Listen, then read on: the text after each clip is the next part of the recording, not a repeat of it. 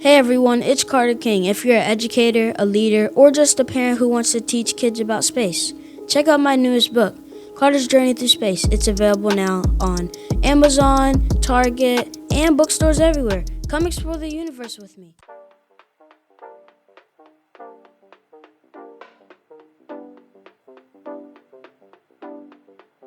Welcome to another episode of the Contagious Culture Podcast. I'm your host, Kyle King, and the goal of this podcast is simple: to help you create environments where people thrive.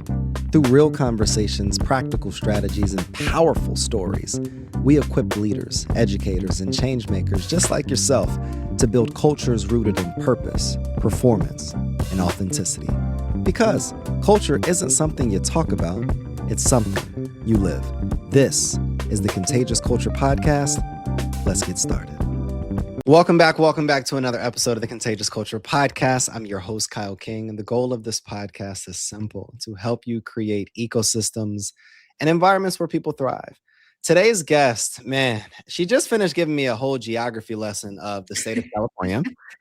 But Lindsey Fuller is the executive director of the Teaching Well, leadership coach, keynote speaker, and organizational wellness consultant. Lindsey is one of those leaders that she just gets it. She is not just talking about cultures from the sidelines. She is in the work, building systems, language, and support structures that helps adults stay whole, to lead well, to teach well, and to ultimately serve well. Her core belief is powerful. Strong adult culture is the engine of strong student outcomes. And in a moment when schools across the country are struggling, are dealing with burnout, are dealing with vacancies and instability, that message could not be more urgent. And she's just a beautiful human being, doing amazing work. She has the results, the metrics, and the organization Teaching Well has the results to show for it. Lindsey, my friend, how are you? Hey, yo, I'm blessed. I'm So great. I feel like in another life you'd be a social studies teacher. You know what I taught? Humanities in middle school, and then I taught first grade. I love teaching. I was a sociology major, so Well, there's studying that. groups of people, institutions, what makes us tick, and how we I do love it. community. I love that. I love it. I love it. So look, before we get into the work, because this is going to be a lot of fun having this conversation with you. What kind of kid were you growing up? Oh Lord, what kind of kid was I? You know what? I would say that I was sweet and active. I cared deeply about animals. Okay, listen, I thought I was either going to work with big cats or be a marine biologist and work with orcas. Free Willy absolutely turned out our generation. I was like, I want to ride No, orcas. And literally. now we understand how they actually operate. And I'm like, gasp, right? I climbed trees. I was always in water. I played sports. I wanted to be with others. And I also felt pretty misunderstood and Mm, unknown for most of my life. And am a trauma survivor. Didn't have the smoothest of upbringing, and yeah. so um, college was freedom for me. And I'm grateful for the little girl that was, and I'm building schools that are safe enough for what she needed and what all children, neurodivergent children, trauma survivors, and those on the margins need to be able to be their full best selves. I was going to ask that as you led me right into it. Talk to me about how that foundation, how that childhood, that story, that testimony that you live with every single day built who you've become, and how has it lent into your leadership practices and philosophies? Yeah, I mean, to start, there's a lot of duality, right? I have fond memories of my upbringing, and I'm a legacy educator. Both of my parents were teachers. My mom, all the way through 42 years elementary school. My dad actually was the gang special unit officer for San Francisco Juvenile Hall. And then it had like a midlife awakening that he was on the wrong side of locking kids up instead of liberating them. And so Yeah. became a recognized educator, and was the source of my early childhood traumas, right? And so I think there's a lot of duality in really respecting and honoring the elders that laid the foundation. I talk about teaching as my inheritance, and that, so much of how we're formed informs the way we see the world, Of right? course. That's basic. But So I think that school for me also sat at that really stark juxtaposition. It was both sanctuary, where I was safe, where I had friends, where I had positive experiences. I loved to learn. I still do, right? I Mhm. was a sponge. I was one of those kids. Shout out to all the gate kids. I'm like, we all got autism or ADHD now, huh? But I just was like, give me more, give me more. Yeah. Just insatiable love of learning. And again, I felt misknown, unknown in many ways, and micromanaged by adults. Like, Mm. I'm a late stage ADHD diagnosis, but you could have seen it in every report card. Okay. Can't, and despite seating, always talking. I'm like, it's how we Yeah. make meaning. I was very social. And so I think that all of that informed what I believed the power and potencies and potential of schooling could be, and also the absolute limitations, the ways in which schooling, both the systems and the adults that work inside of it, can spirit murder children. Mm. And I felt that contrast. I lived that contrast, and it brought about a curiosity into adulthood around what does it mean to teach from a liberatory standpoint? What does it mean to build schools that are human centered? What does rigor have to do with it? And also, what does healing and holistic space holding have to do with it so that Yeah. children can actually access their gifts, right? So it's all here in my leadership, all of Yeah. it. When you think of everything that you just mentioned, and in a perfect world, all of those different attributes and aspects of a school would make children be the best that they can possibly be. But where do we begin? Like, because there's, the educational system, and this is as an educator, as a former teacher and school leader and school founder, I recognize this system is broken. And many times the system is so broken where many educators have lost hope that there's even any change possible. But Mm. what you all are doing is actually changing a lot of the systemic issues that we're seeing across the educational system. But where do you begin in making this change? Yeah. Well, one is a subtle mindset and language shift that I might offer to you. I understand certainly that many folks believe that the education system is broken. I think it is sick. And there's a subtle difference. Broken, I can't agree with, because I believe that the system is doing exactly what it was intended to do as it was designed by the founding fathers, which was to reproduce workers, to maintain the status quo, to really uplift the white heterosexual male, Yeah, and right. And so in that sense, it's doing its thing. And yeah, so I think it's actually working quite well. The problem is that we haven't taken opportunities, COVID-19 included, to redesign, reinvent, reconfigure, reimagine schooling. But it is certainly sick. It's sick in every sense. We can yeah, see the sickness. The sickness is contagious. It's spreading. It's spreading into the children, into the adults, into the families. It's building distrust, multi-generational harms.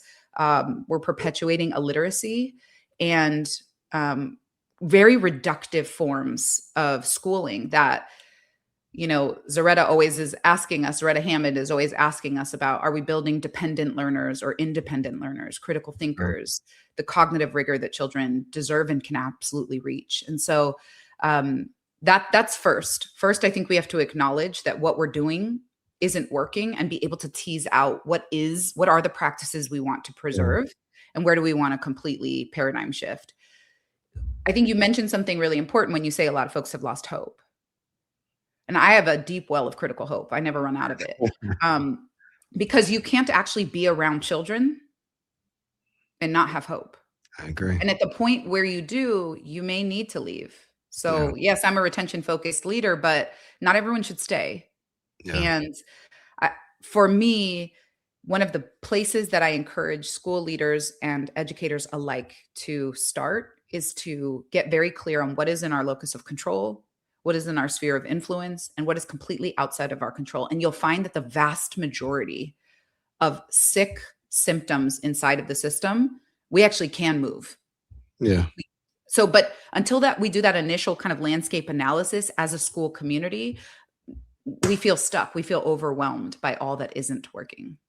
It's interesting because I've seen this before from a lot of different vantage points. From a teacher seat, working to move and progress students forward in ELA, from a dean of students seat, trying to create different frameworks and systems to control or advance behavior and be able to build the relationships across the school, from a school board member seat, where that's a whole different beast, and then founder and all of these things. So when you think about the foundation and the foundation of change in a school system, where does it begin, in your opinion? Is it the parent? Is it the student? Is it the board member? Is it the school leader? Is it the teacher? Because the ecosystem is important to work together, but where do you believe it begins? Yeah.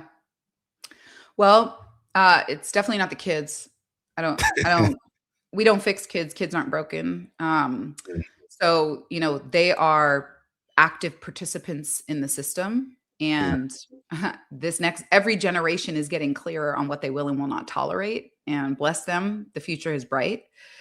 I would say educational leaders. The issue with that phrase, though, is that I see teachers as leaders too, inherently. Okay. So that's why we work with adults, right? I spent a decade working with children, with the most marginalized kids, as a teacher, as a school administrator, and then a district leader.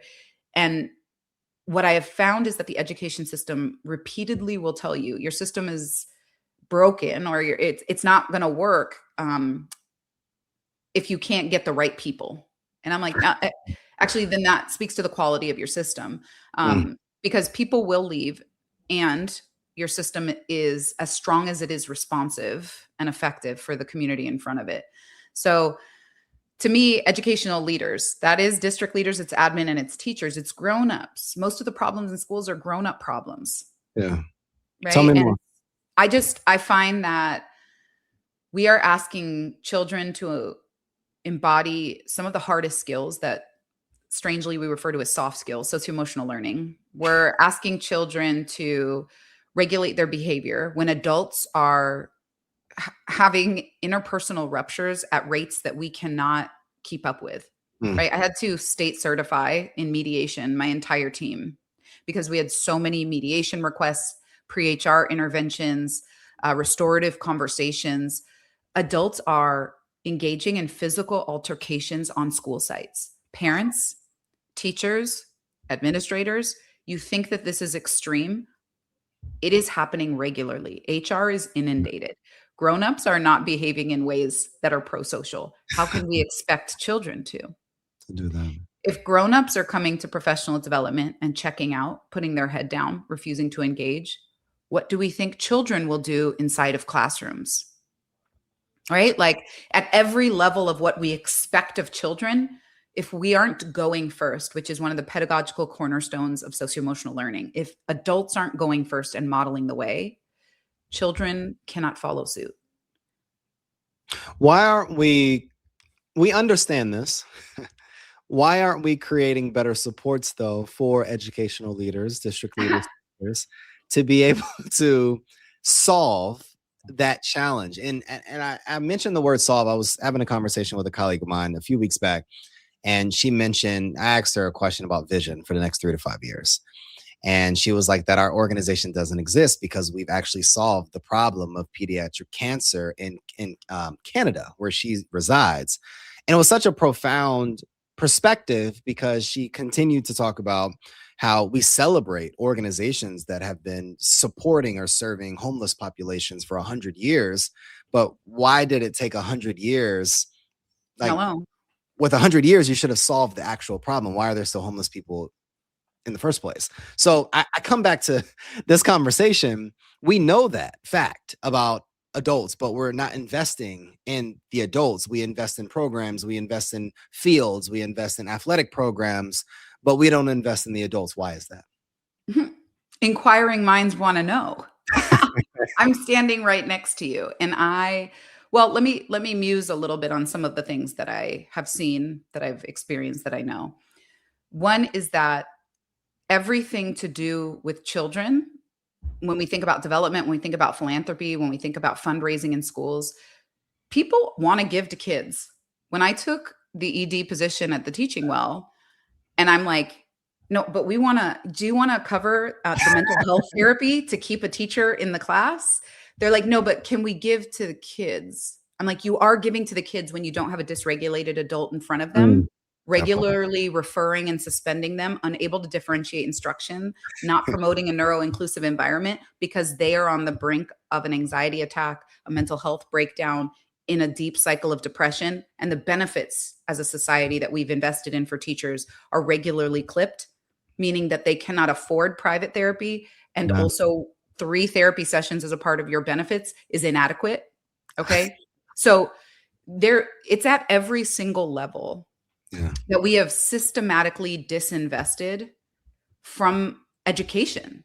But Mm, most specifically, we have systematically deprofessionalized teaching, right? We've clipped the grants. Right now, the Teaching Well is advocating for a grant being renewed that enables teachers to get their credential paid for, or at least a portion of it. We're yeah. cutting those grants. We're cutting benefits, as I mentioned. It's really hard to convince people that we should be investing in the grownups in the building. But to me, it's a no-brainer. I also think that because we sit at the intersection of well-being, which Yeah. I would say the educator mental health crisis is a public health crisis, Mm, right? Like if we are seeing higher rates of anxiety and depression in any other profession, we'd be like, you know what? Something here isn't right. wrong. And yet the people entrusted with caring for our young people demonstrate those health disparities, and we've done nothing to invest. But the last thing I'll say is that as we talk to funders, a funder told me 2 years ago, wellness is dead. Hey, it's Kyle. Sorry to interrupt your programming, but I got a quick culture check for you. How's your team's energy right now? I mean, literally, right now. Are people feeling inspired? Or are they just showing up? See, here's the truth. Culture doesn't change because we talk about it. It changes because we live it actively every single day. And that's what I help organizations do. Build contagious cultures that people actually want to be a part of. Through keynote talks, interactive trainings, and hands-on consulting, I help leaders transform the way their teams connect, perform, and grow. So if your culture needs a little bit of spark, let's light it up together.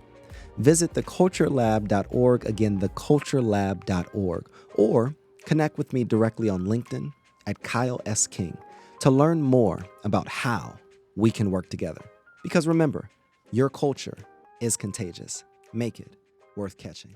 Now let's get back to the... We invested in wellness during the COVID-19 pandemic, and the teachers are still burnt out. So it wasn't a high ROI.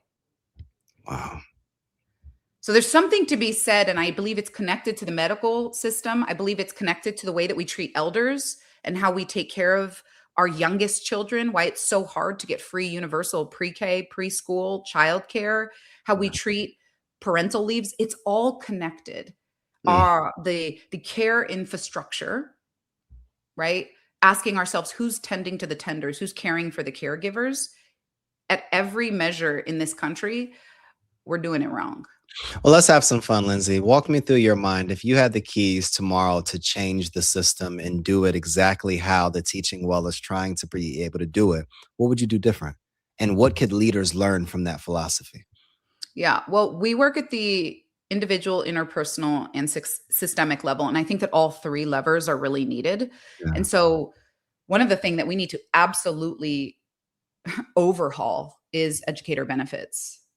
Right? It should be that every teacher has a stable supervisor, because we have a people management crisis in schools. We have a lot of people being promoted quickly, not being professionally developed, holding leadership roles, and committing harms. Yeah. Every educator would also be afforded coaching. Professional development, if it could have been an email, it should have been. What are we doing wasting people time in a field that promotes rigor? We are not engaging in rigorous, human-centered, differentiated professional development. That needs to be explored. At the interpersonal level, we're shaving things like student-free days. We're shaving professional development. We're shaving retreats for teachers. We're shaving the very infrastructure that allows relationships that are the foundation for effective communication and collaboration, which is required, by the way, to actually meet the needs of students in front of us. I believe that every leader deserves those same supports. I see a world where every educator has unlimited free therapy. unlimited medical care. Like, I want teachers to be the most well profession out of any profession because they are entrusted again with our young people. I see fluid, sustainable schooling days. I see much more enrichment. I see increased travel and language and cultural immersion, cultural preservation in schooling. I see nature-based work. I see team teaching and collaborative teaching structures, co-administrators. Every single school where I see one leader with 300 kids, I'm like, well, academic Yeah. rigor isn't there unless the parents are able to supplement it and the PTA is strong, right? Your zip code should not dictate the caliber of your education. Lindsey, let me ask you this, because I see that same world. And for so long, I pushed and pushed and pushed to be able to create that world for our students because our students deserve better. Our students, our families, our communities deserve much more than the system is providing them. What do you think can happen, or what do you think it would take to be able to create that type of environment and ecosystem in our educational system? I mean, funding, but with accountability, right? Like, because it's not that there isn't money going into schools, Yeah. but like, I'm not sure how it's getting to kids. Philanthropy needs to take a real hard look in the mirror. I continue to talk to folks in philanthropy that are investing solely in high quality instructional materials, HQIM everywhere, hashtag. You know what's going to be really rough when you have really rigorous curriculum and textbooks, but no one to teach them? Mm. How well is that going to go over? Like, we are not having honest conversations around the key levers, despite having really clear data from research. Research shows that the number one lever in academic achievement for children is their teacher. Mm. And the number one lever for educator success is their building leader. And yet I have some funders that get it. Absolutely. We have ride or die funders. We're retaining 100% of our funders for the fourth consecutive year. Shout out to them. Thank you for seeing the vision and for investing. And Let's go. also, we have these conversations. One funder, I will leave them unnamed, of course. We want to be loose leaf organic tea, but told us, we're really concerned that you're working with leaders in schools and districts. You should only be working with teachers. Well, how exactly are we going to transform the conditions, the working conditions for educators, if we're not talking about the people that craft policy, practice, and system? Like, there is this fragmented view, Kyle, of schools, fragmented views of children, fragmented views of teachers, right? And until we are willing to sit down and say, it's going to take some effort and some labor and some investment in understanding the big picture, the holistic, interconnected nature, because education is a very human field. 100%. Like, until we can actually piece this beautiful puzzle together, we're not going to change the outcomes and the experiences of young or older folks inside of our school buildings. I love that you mentioned a puzzle, the puzzle piece. And I give this analogy often. I did it a few weeks ago at the University of Maryland, where I had students put a puzzle together and recognize that they're all different pieces of the puzzle. And if you open any puzzle box, it's never just one piece. And a lot of times we believe that we can change systems and do all of these things by ourselves. But I'd love to ask you, Lindsey, what piece do you contribute to the puzzle? What is the gift that you have begun to nurture and you have developed that you're giving to solving a lot of these challenges that we're seeing across the education system? Me personally, or the teaching well? Because my staff is fire. Okay, me first. All right. I'm like, because I could talk about them all day. I have the most gifted staff at the teaching well. Check out our About Us page. Okay, great fire. But, you know, I'm a restorative practitioner. I've been in licensure for over a decade, holding space. I'm a circle keeper. Something that I've realized in the last several years and stopped fighting is the reality that I am a bridge builder. Mm. I completely understand why increasingly global majority folks, queer folks on the margins are like, I don't have time for people in privilege. I'm like, not going to do it. I'm not having the conversation with them. I'm protecting my peace. I get it. Kyle, I've realized that I actually do have time. It is exactly my divine assignment to call folks to the table and to actively dismantle us versus them narratives. It's not teachers or principals. It's not black or white. And no, I'm not being like, oh, colorblind, kumbaya. I'm saying that the hardest work is choosing each other in problematic conditions, because the brilliance inside of our communities is what will unlock the future we're all desiring. If we can't even communicate, if we can't sit next to each other without completely destabilizing our nervous systems, if we can't leave a PD and feel grounded enough to absorb the incredible teachings that came forward, not just from the presenter, but from our colleagues, how on earth are we going to weather the storm? Because it is a marathon of a storm inside of schools. Yeah. Right. But that is a gift that I have, is actually bringing people together around a shared problem and finding solutions, freedom dreaming together, and then nailing those very tangible outcomes and breaking it down and teaching our way through it. But that's something I've come to accept, that I have time. I have time for people that are dissenting. I have time for people that are skeptical. I have time for people that are burnt out. I have time for people that have experienced trauma. I have time.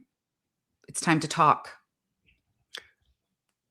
I really empathize with the person that's listening in that feels so similarly to you, and so much passion and drive within them, but they haven't taken the time to develop that passion, to nurture that passion.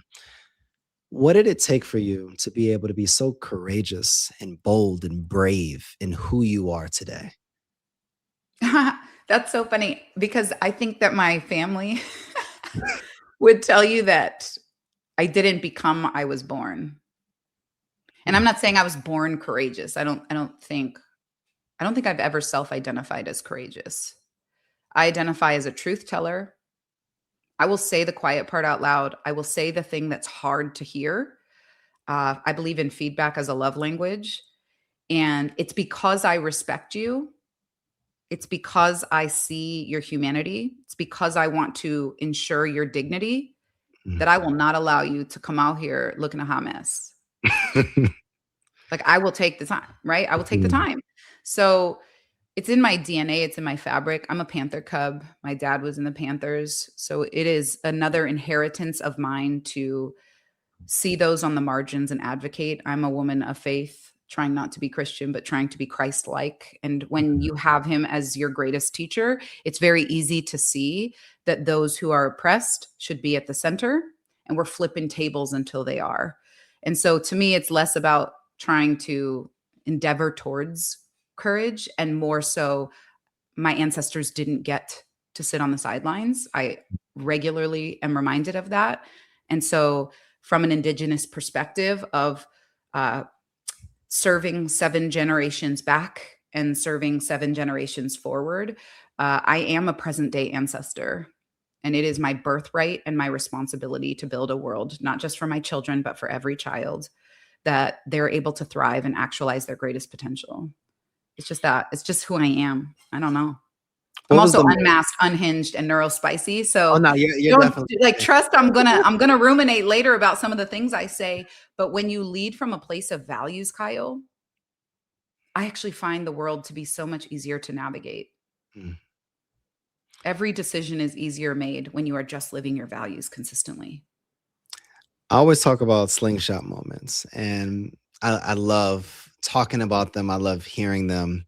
And it's that moment, that defining moment in your life that pulled you back, what potentially humbled you, potentially showed you something, a realization, an epiphany. But that moment propelled you forward. And you maybe didn't realize it until years later, but you recognize that that was the moment in your life that really propelled you to who you are and your philosophies and your thought processes today. What was that moment for you, Lindsey? Wow. You got big questions, King. I mean, honestly, walking through the world as a Black and Indigenous woman, walking through the world as someone who's neurodivergent, you get slang shot all the way around. Okay. But I could speak to many. I think that one that I'll bring forward that I speak to often is just the blessing of my mama Val, technically my stepmother, but that's my person. She was there since I was 2 months old, and she saved my life over and over and over again. In the midst of trauma and abuse, she stepped up over and over again. And she helped my mom, my biological mom, do her taxes. And she went and supervised, Girl Scout trips to the water when she couldn't swim. And she coached soccer, even though she always struggled with weight and had never played sports. She just showed up with unconditional love. And when she was diagnosed with Alzheimer's when I was 19, and then valiantly fought for 17 years, dementia, it taught me how precious today is. That every moment actually harnesses the potential to unlock a solution, to show up for someone, to stretch your comfort levels, to be good in the face of evil consistently. I don't know that people showed up for her enough. And I spent a lot of time trying to figure out why this like Black Mother Teresa was like, had this dealings of card and life. She laughed every single day. She danced when no one else was on the dance floor. She gave freely. She took up space. She was just good to her core. And I think that confronting grief and loss at a relatively young age puts everything into perspective and set me on a trajectory of personal healing, of trying to understand why no one saw or wrapped around her across her life, especially as an adult in working contexts, and how we could do differently, what it means to be in social circles where people say, that's not right, what's happening to you or those kids. We're going to do something. We're going to say something. No one spoke up. And those diseases aren't in her family's genetics, right? So like we know that trauma alters your brain chemistry, right? And somatically, the way that she shielded us and protected us for decades, it caught up. And so I share that very vulnerably and to honor her story and her legacy, but also to say it taught me that it's time to heal now. We must heal out loud. Our stories impact others. It's always the right time to say something. I can lose sleep and ruminate over the exact verbiage I used, but I don't lose sleep when I stand up against harm, period. And that's all of our work.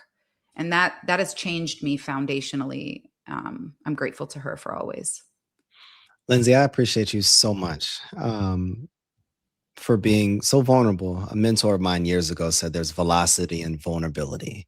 And I really appreciate you sharing that. I wanna land at you talking to the listener right now that is experiencing that trauma, that is that young girl that has so much inside of her, but is experiencing similar things that you experienced growing up, but wants to do more and has so much in her. What would you say to that young girl looking back at you? Oof. The young girl or the inner child of the grown woman. Like, we are enough. Our healing is a worthwhile investment. I talk about it often. You need to engage and invest in a self-study. Figure out where you are thriving and where you feel you are still stuck in survival. Identify where you feel abandonment of self versus how you are showing up in relationship with others, and whether that your boundaries are solid or not. And then design a plan. Like, your best investment, today is the best day to engage in your healing. Today is the best day to engage in your healing. I wish there was like a sexier animal reference, but I tell people I'm like a cockroach. I'm like a cockroach. You cannot take me out. And the thing is that that's the flip side of trauma. And I'm not glorifying trauma, and I'm not saying it's a good thing. And I am so relieved every year when my husband and I work through the ACEs chart and we double check that our 3 daughters still have an ACEs score. If you don't know about that, adverse childhood experiences of 0. Every year we check, are our kids at a 0? I love that for them. But he and I being trauma survivors, every year feels better as we unlock our own healing, our healing as a couple, our healing as a family system. We are literally breaking generational curses. And as we do that, life gets sweeter. Food is tastier. The sun feels warmer. And we are resilient. And so figure out how you want to talk about your trauma story, if at all, even with yourself. Be gentle with yourself, invest in your healing, and then find that one thing that you want to tackle. And go ham, queen, go ham. Lindsey, thank you so much. This is, I thank you for your heart. I thank you for the way that you lead. I thank you for the depth that you bring to every single conversation. Where can people find out more information about you and the Teaching Well?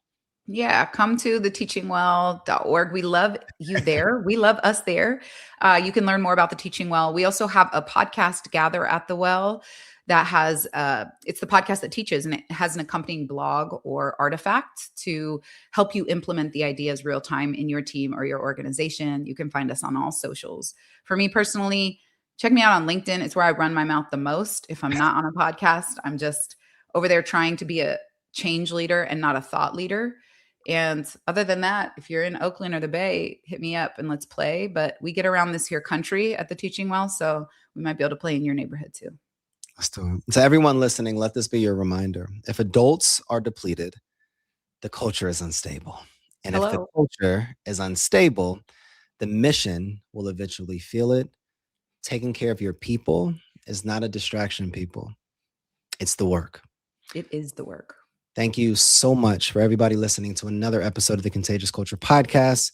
And for our listeners, one of the questions that we always ask at the end is, what type of culture are you spreading? The energy you bring is the culture you create. Go make yours worth catching. We'll see you all next episode. Ashe. Thanks for having me. Thanks for tuning in to the Contagious Culture Podcast. If this episode challenged or inspired you, hey, take a second to share it with someone who's building culture in their world. Make sure to like, subscribe, and leave a review. It helps more leaders, educators, and change makers just like yourself join the movement. You can connect with me on LinkedIn or YouTube at Kyle S. King for more tips, tools, and methodologies to be able to help you create this ecosystem of absolute excellence. Until next time, lead boldly, live intentionally, and remember, your culture is contagious. Make it worth catching.